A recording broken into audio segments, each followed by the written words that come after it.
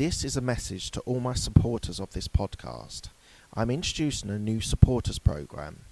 You can contribute a small amount as a one-off payment to show your love for this podcast. Thank you in advance for all your contributions. Hi, my name's Mark Hayward. I am a corporate employee with an entrepreneurial mindset. Here are some of my thoughts, ideas and comments. So I want to talk today about holidays. So a lot of people, when you hear their hustle in America, they go, we can't afford holidays, you can't do it, you need to focus on your career, on your business, whatever it is. You haven't got time for a holiday, you haven't got space for a holiday, there's no money for a holiday. If you're running a business, that might be the case. Equally, if you go on holiday, you can still work. There's nothing stopping you taking your laptop, your podcast stuff, your whatever it is, note and paper, and therefore there is time to be able to work on holiday. Now, equally, if you have children and a wife, that might be slightly looked down upon, but I would equally say that if you are committed to what you're doing and your wife and children accept that and appreciate that, then they are more likely to let you do that. I'm going to talk about holidays, and there's basically 1, 2, 3, 4 or 5 things I just want to talk about. So the first thing I wasn't going to start with, but as I've touched on it, I might as well continue on it, is it gives you space to be able to work. So if you have a different environment, sometimes you can get different ideas, different ways of approaching things, and so I would say that taking your laptop really doesn't make that big a deal. And now with the mobile society, you can have your laptop and your mobile phone. You can do recordings, you can dictate memos, you can write emails, you can organize things, you can deliver things, you can deliver a deliverable if you deliver a service, you can organize people in the UK to be able to deliver a product if that is your type of business.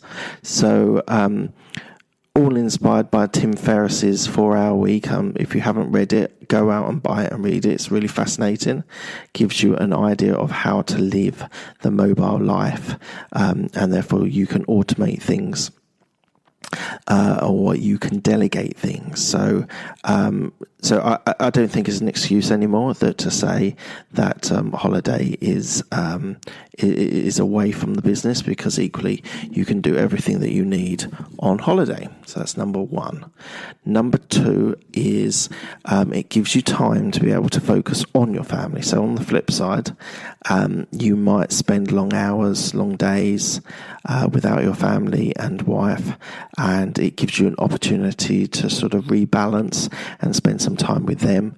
It's incredibly important, if you do have family, to find time to relax and be with them. Equally, if you don't have a family, it might be friends or equally your parents, for example, that you might want to have a holiday with, because it gives you time with them.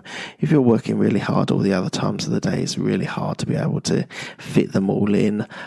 So I would say it's most important to have time with your family, because it builds up strong relationships and they can help you through bad times or good times equally. So it's good to spend time with your family, whether that is your kids, or whether that's with parents or with brothers and sisters, or equally if you're living in another country, for example, it might be friends that you've formed from the new country that you're living in. So I would say definitely time to reflect, give you time to be with friends and family. Number 3 is it gives you time to reflect. So I mean this, and I am a big person for reflection. So some of the decisions I make, I don't make on the spot. I like to reflect on them. I like to consider them. I like to have a decision and then mull it over for a little bit before I make my final decision. I don't think this is a weakness. I much prefer to be someone who reflects on decisions, and then makes them later, rather than shooting from the hip and you might be right, you might be wrong. Far too many people that I have experienced in my life shoot from the hip and invariably get it wrong, and can cause problems for their career or their business. So I think time for reflection, it gives you time. So on holiday, sort of time for reflection is more taking stock of where you are, where you want to achieve, how long you want to achieve that in. Is it a must do? Is it a want to do? You need to be able to get that time and to be able to understand what's your next goals for the next 6 months. Equally, I tend to review my ambitions and my goals in January and like in the new year and in August.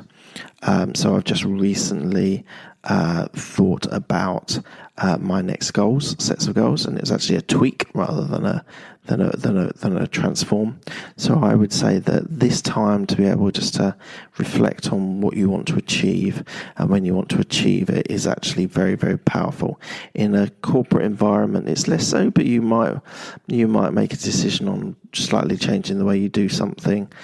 Equally, that you might get inspiration from your family members or your wife, etc., who might give you ideas while you're reflecting on decisions. And then the last one is a bit of a silly point, but it is important. It's nice to be in good weather, in sunny, and being by the pool or the beach, whatever it is. It generally makes you feel better. So the vitamin D gives you a big buzz, and it's nice to be, whether it's in a hotel with or whether it's all inclusive, or whether you're in a villa and sort of you get your own food, etc.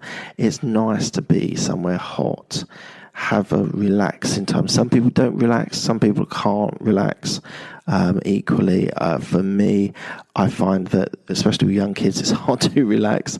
But equally, when they get a little bit older, I think I will find time to be able just to chill out for a little bit and sort of rest up and sort of think about what I want to achieve in the next 6 months or so. So that's what my take on holidays and what you should be thinking about when you go on holiday. It's really interesting to hear some of your thoughts. If you have anything that you would like to share with me about your holiday or what you take from your holiday, that would be fantastic. So please leave me a review. On iTunes, if you're listening to this on Apple, please give me a review. I'd love to hear your thoughts on the podcast. That'd be great. Equally, look out for me on Twitter, Mark Hayward169.